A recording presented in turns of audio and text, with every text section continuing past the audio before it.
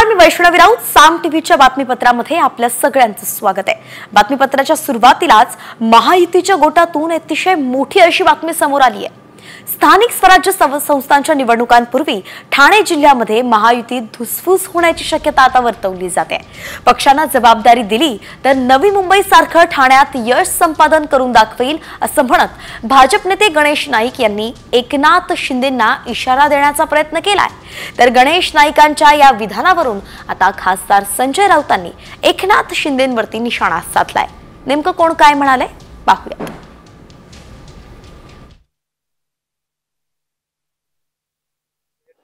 कसं चित्र असेल किंवा कशी गणेश नाईकांकडे जर जबाबदारी पक्षाने दिली तर नवी मुंबईत जसं यश संपादन केलं तसं ठाण्यामध्ये यश संपादन करू हा विश्वास व्यक्त करतो. गणेश नाईक एकनाथ शिंदे ना नक्कीच सिनियर आहेत, वरिष्ठ आहेत, त्याच्यामुळे त्यांचा अनुभव मोठा आहे, त्यांचा आवाका मोठा आहे. गणेश नाईक हे त्याच्या आधी राष्ट्रवादी पक्षात होते.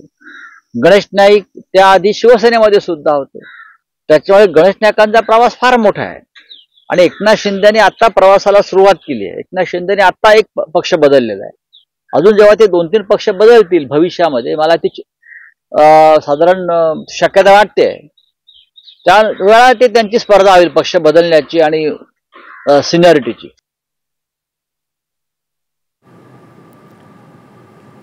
तर मंत्री धनंजय मुंडेंनी राजीनाम्याच्या बाबत मोठं विधान केलंय.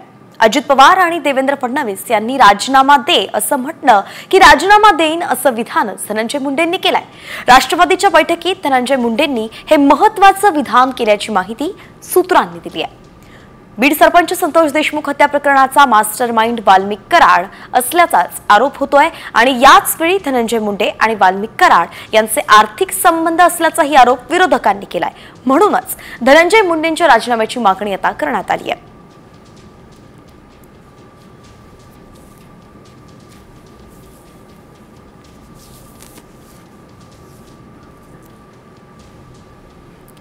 तर आता धनंजय मुंडेंनी राजीनाम्याचा निर्णय हा अजित पवार आणि देवेंद्र फडणवीस या दोघांच्या कोर्टात ढकललाय.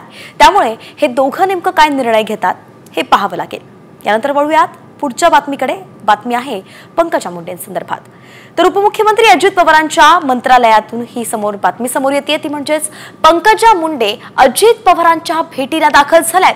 उपमुख्यमंत्री अजित पवारांच्या मंत्रालयातील दालनात बीड आणि नाशिक जिल्हा बँकेच्या संदर्भात बैठक सध्या पार पडतीये. बीड डीपीडीसी बैठकीआधी मंत्री पंकजा मुंडे अजित पवारांच्या भेटीला आता आल्याचं पाहायला मिळत आहे. तसंच मंत्री माणिकराव कोकाटे, नरहरी झिरवाळ यांची उपमुख्यमंत्री अजित पवार यांच्यासोबत नाशिक जिल्हा बँक प्रकरणी बैठक सुरू आहे. नाशिक जिल्हा बँक अडचणीत असल्यामुळेच लोकप्रतिनिधी, उपमुख्यमंत्री आणि अर्थमंत्री अजित पवार यांच्या भेटीगाठी सध्या सुरू आहेत.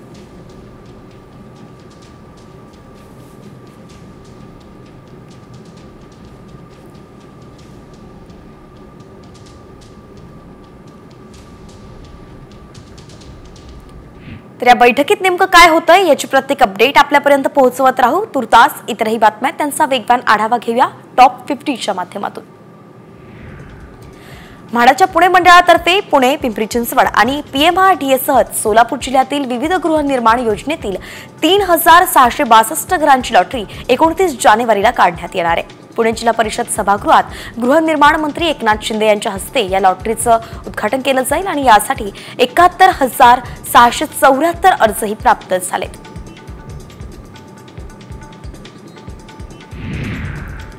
मुंबईतील अनधिकृत फेरीवाल्यांमुळे निर्माण झालेल्या समस्या सोडवण्यासाठी महापालिका प्रशासनानं नुकतंच मोहीम राबवली.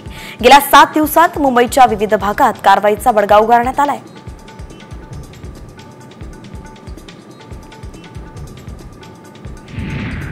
मुंबई महापालिकेच्या जलशुद्धीकरण केंद्रातील फिल्टरमध्ये बिघाड झाल्यामुळे अस्वच्छ पाणी पुरवठा होत असल्याचं समाज माध्यमांद्वारे प्रसारित केलं जात होतं.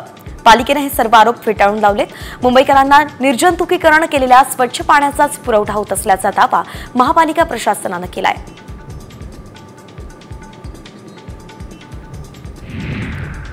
अपार आयडी तयार करण्याचं काम त्वरित पूर्ण करण्याचे निर्देश यवतमाळ जिल्हा परिषदेच्या मुख्य कार्यकारी अधिकाऱ्यांनी दिलेत। सोबतच युडाएस प्लस प्रणालीत 100% विद्यार्थ्यांची नोंदणी करा, सर्वांचे आधार क्रमांक अपलोड करा, अशाही सूचना शिक्षण विभागाच्या पर्यवेक्षकीय यंत्रणेनं दिल्या आहेत।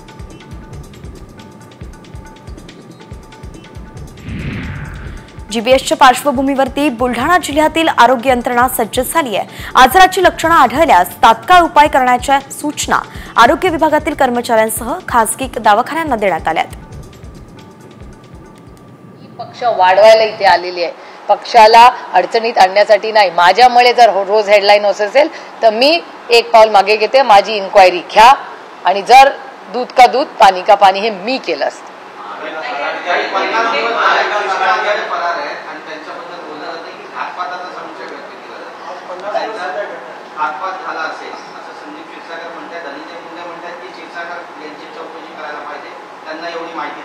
हो जरूर करावी, आम्हाला काय अडचण नाही, आम्ही तर कुठल्याही इन्क्वायरीला तयार आहोत। फकीर आहे हम लोग, आम्हाला काय प्रॉब्लेम नाही आणि आम्ही चुकीचं काम करत नाही। रामकृष्ण हरी, जरूर आमची इन्क्वायरी करावी, पण 50 दिवस ह्या काळामध्ये जिथे कॅमेराज आहेत, तंत्रज्ञान आहे, एवढी टेक्नॉलॉजी या जगामध्ये आहे, 50 दिवस झाले एक खुनी मिळत नाही तुम्हाला?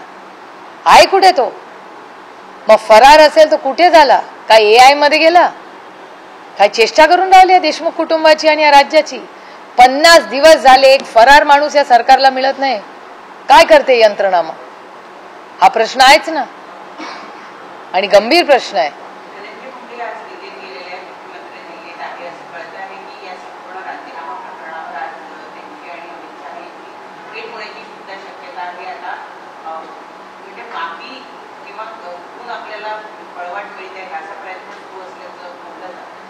मला याची काय माहिती नाही आणि इट्स नॉट माय बिझनेस इधर। माझा लिमिटेड पॉइंट आहे की 50 दिवसापूर्वी या राज्यातल्या एका मुलाची हत्या झाली, त्याचं कुटुंब आणि संपूर्ण महाराष्ट्र त्या कुटुंबासाठी आणि परभणीच्या घटनेसाठी न्याय मागतोय।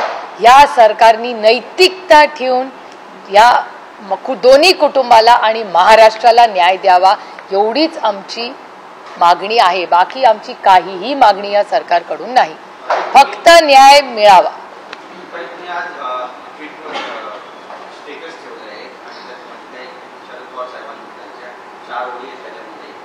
त्या मला कोणीतरी पाठवलं पण नाही, इज मच मच बेटर। ते उद्यापासून लोकांना भेटायला पण लागतं, उद्यापासून त्यांची भेट होईल सगळ्यांची।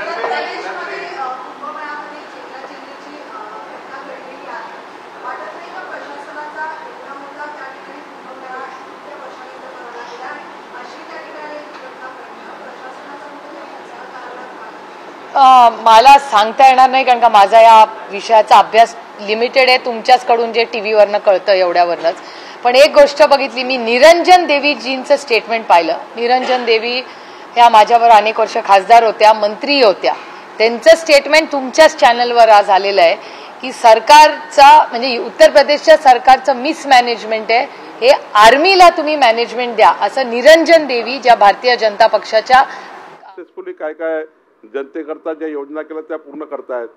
शेवटी नीती आयोगाचा कुठल्या वर्षाचा निकाल आहे, कुठल्या वर्षाचा आकडा आला तो माहिती नाही, पण आता देवेंद्र फडणवीस सरकार हे 100% नीती आयोगाच्या सर्वेक्षणामध्ये पास होईल आणि देशामधले सर्वोत्कृष्ट राज्य म्हणून काम करेल आणि काम करताय। आणि सुप्रियाताईंनी राज्याची बदनामी करू नये।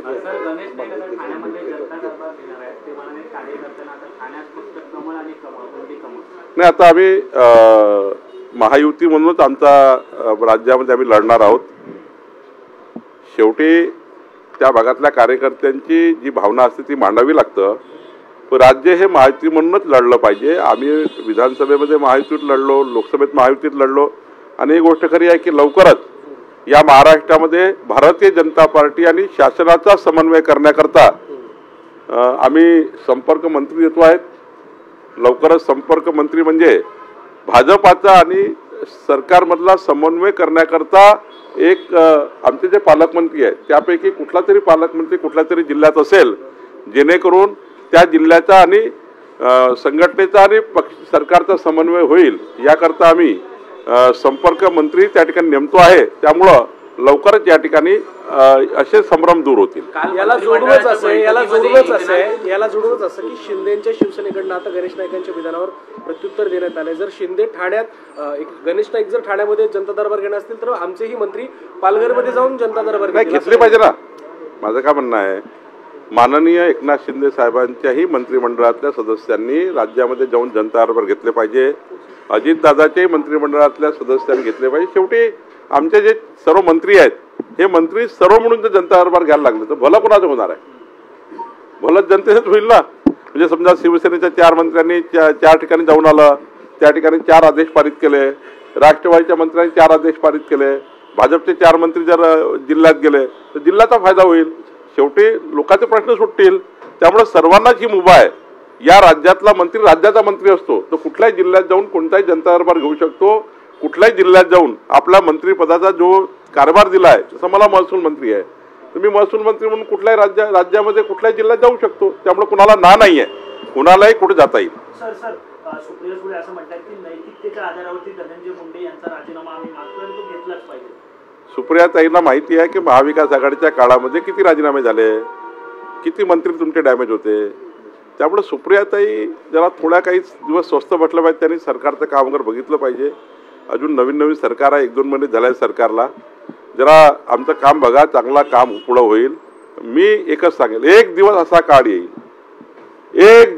काळ येईल जसं गडचिरोलीच्या देवेंद्र फडणवीसजींच्या कार्याचं कौतुक, गडचिरोलीमध्ये देवेंद्रजींनी ज्या पद्धतीने कार्य करतायत, नक्षलवादी कार्यापासून तर विकासाच्या कामापर्यंत, एक दिवस संजय राऊताला जाग आली त्यांनी आणि सामनाने. तर एकीकडे सुप्रिया सुळे यांनी वाल्मिक करार प्रकरणावरून महायुती सरकारवरती, पोलीस प्रशासनावरती प्रश्नचिन्ह उपस्थित केले, तर दुसरीकडे मंत्री चंद्रशेखर बावनकुळेंनी सुप्रियाताईंनी उगाच बदनामी करू नये असं म्हटलंय. शिवाय येणाऱ्या निवडणुका महायुती म्हणून लढणार असल्याचंही त्यांनी जाहीर केलंय. यानंतर एक वेगळी बातमी आहे, परंतु महत्वाची अशी बातमी आहे.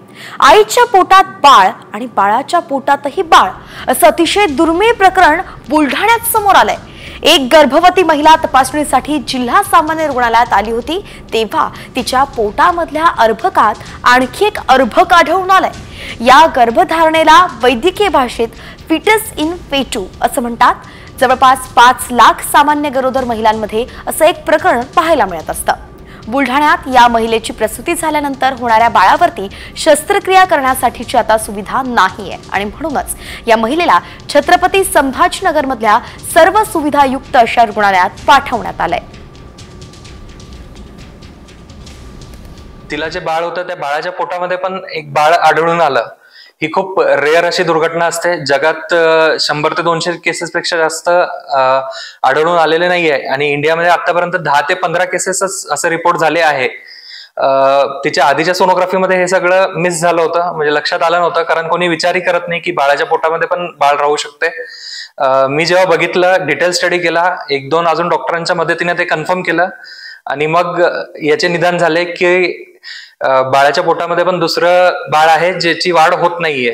फिटस इन फेटू अशा प्रकारचा जो सिंड्रोम आहे, ज्यामध्ये बाळाच्या पोटामध्येच गर्भ असल्याचं निष्पन्न झालेलं आहे. परंतु जे काही लिटरेचर्स आणि जे अवेलेबल आपण जर अभ्यास केला तर यामधून बाळाला थोड्या अडचणी निर्माण होत असतात. परंतु आता सद्यस्थितीमध्ये बाळाचा जन्म झाल्यानंतर बाळाची जी परिस्थिती आहे त्यानुसार सगळे पुढचा उपचार आणि उपाय यंत्रणा आपण सज्ज ठेवू आणि जे काही योग्य असेल त्या पद्धतीने त्यावर निर्णय घेतला जाईल. अतिशय वेगळी दुर्मिळ अशी घटना आहे, म्हणून अगदी काटेकोरपणे पुढचा तपास आणि पुढची प्रक्रिया या महिलेवरती, तिच्या अर्भकावरती होणार आहे. तुर्तास इतरही बातम्यांचा वेगवान आढावा टॉप 50च्या माध्यमातून. पुण्यात जीबीएस बाधित क्षेत्रात आता महापालिकेकडून सर्वेक्षण केलं जात आहे. 85 पथकांची नियुक्ती करण्यात आली आहे. हे पथक शहरात जनजागृती सुद्धा करणारे सिंहगड रस्ता परिसरातील किरकटवाडी, नांदोशी, धायरी या गावांमध्ये जीबीएसचे अधिक रुग्ण सापडत असल्यानं पालिका सतर्क झाली आहे. पुणे शहरात जीबी सिंड्रोम या आजारानं नागरिकांमध्ये घबराट पसरली आहे. या विषाणूचे आतापर्यंत 111 संशयित रुग्ण पुण्यात आढळलेत.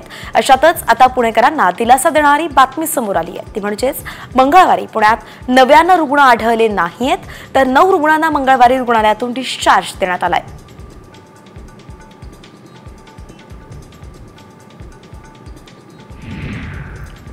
तुम्ही स्मार्ट वॉच वापरता का? तुम्ही स्मार्ट वॉच वापरत असाल तर ही बातमी अगदी तुमच्यासाठी आहे, अत्यंत महत्त्वाची आहे. कारण स्मार्ट वॉचमुळे कॅन्सरचा धोका असल्याचा दावा करण्यात आलाय. या दाव्यात नेमकं किती तथ्य आहे याची आम्ही पडताळणी केली आहे आणि मग काय सत्य समोर आलंय चला पाहूयात. जीवघेणी स्मार्ट वॉच. स्मार्ट वॉचमुळे कॅन्सरचा धोका.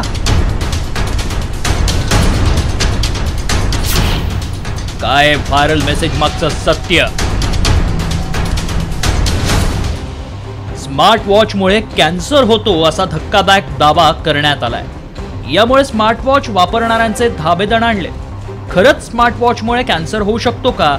स्मार्ट वॉच इतकं का घातक आहे याची माहिती जाणून घेणं गरजेचं आहे. त्यामुळे याची सत्यता जाणून घेण्यासाठी आमच्या टीमनं याची तपासणी केली. याआधी मेसेजमध्ये काय दावा करण्यात आलाय पाहूया. अमेरिकेतील नोट्रे डेम विद्यापीठात स्मार्ट वॉचवर संशोधन करण्यात आलं. एका बड्या कंपनीच्या स्मार्ट वॉचमध्ये PFAS चे घटक आढळले. PFAS घटक हा घातक असून त्यामुळेच कॅन्सर होऊ शकतो. स्मार्ट वॉचमध्ये एक सिंथेटिक पॉलिमर पदार्थ असतो. सिंथेटिक पॉलिमरचा वापर बाटल्या, खेळणी पॉलिथिन कप, प्लास्टिक पिशव्यांसाठी केला जातो. तसंच स्मार्ट वॉचच्या पट्ट्यातही पॉलिमर वापरला जातो. त्यामुळे याबाबत अधिक माहिती मिळवण्यासाठी आमच्या प्रतिनिधींनी एक्सपर्टची भेट घेतली. यावेळी त्यांना व्हायरल मेसेज दाखवला आणि खरंच स्मार्ट वॉचमुळे कॅन्सरचा धोका आहे का याबाबत त्यांच्याकडून अधिक माहिती जाणून घेतली. एका अभ्यासामध्ये असं लक्षात आलेलं आहे की स्मार्ट वॉचेसमध्ये PFAS म्हणजे पॉलीफ्लोरो अल्कलाइन सबस्टन्सेस आणि परक्लोरो अल्कलाइन सबस्टन्सेस PFAS हे काही स्मार्ट वॉचेसमध्ये यूज केलं जातं, जे की शरीरासाठी हानिकारक आहे. कारण की हे जर शरीरामध्ये जर गेलं तर असं बघण्यात आलं आहे की कॅन्सर होण्याचे किंवा इन्फर्टिलिटी होण्याचे, लहान मुलांमध्ये काही अपंगत्व येण्याचे असे चान्सेस असतात, असं या अभ्यासात आढळून आलेलं आहे. त्यामुळे आमच्या पडताळणीत काय सत्य समोर आलं पाहूयात. सगळेच स्मार्ट वॉच वापरण्यास घातक असल्याचे रिपोर्ट्स नाहीत. अमेरिकेत एका कंपनीच्या स्मार्ट वॉचमध्ये PFAS घटक आढळल्याची माहिती आहे. PFAS घटकामुळे कॅन्सरचा धोका वाढतो. PFAS घटकाचा आपल्या शरीरावर परिणाम होतो. स्मार्ट वॉच घेताना चांगल्या क्वालिटीची घ्यावी. सगळीच स्मार्ट वॉच ही घातक नाहीत, मात्र काही कंपन्या हलक्या दर्जाचा PFAS घटक वापरतात. त्यामुळे कॅन्सरचा धोका वाढतो असं अमेरिकेत एका संशोधनातून स्पष्ट झालंय. मात्र भारतात असं संशोधन झालेलं नाही. यावर रिसर्च सुरू आहे, तरी देखील तुम्ही स्मार्ट वॉच वापरताना काळजी घ्या. ब्युरो रिपोर्ट, साम TV.